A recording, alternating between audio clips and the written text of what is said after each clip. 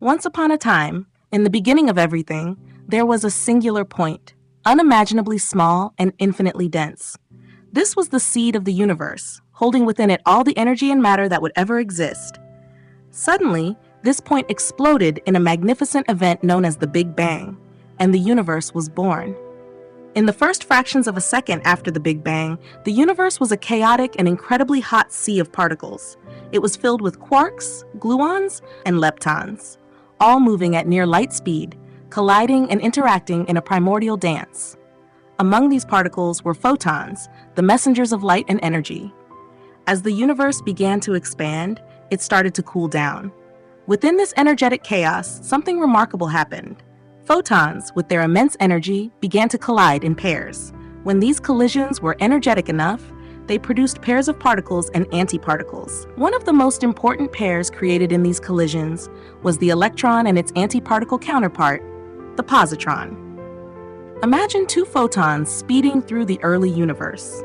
They collide head-on with a burst of energy, and out of this collision, a tiny speck of matter appears, a negatively charged electron and a positively charged positron.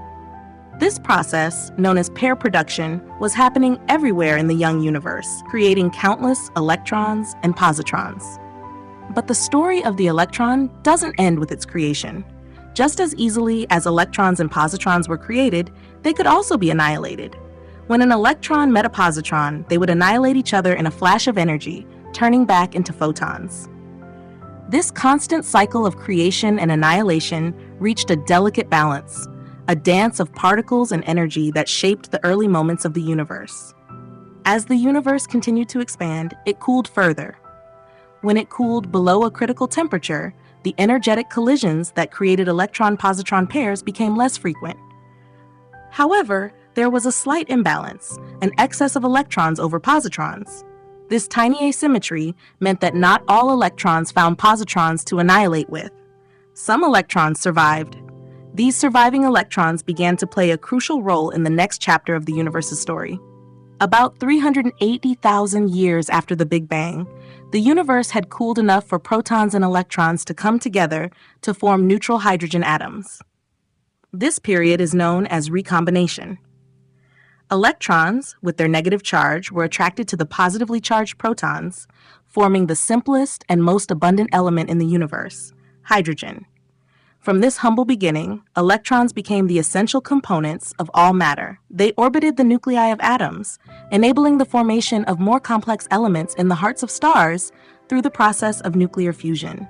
Electrons helped form molecules, paving the way for chemistry and the rich diversity of matter we see today. In the modern universe, electrons are everywhere. They flow through wires, powering our homes and devices. They engage in chemical reactions, driving the processes of life itself. They dance in the magnetic fields of planets and stars, creating beautiful auroras and the light of the cosmos.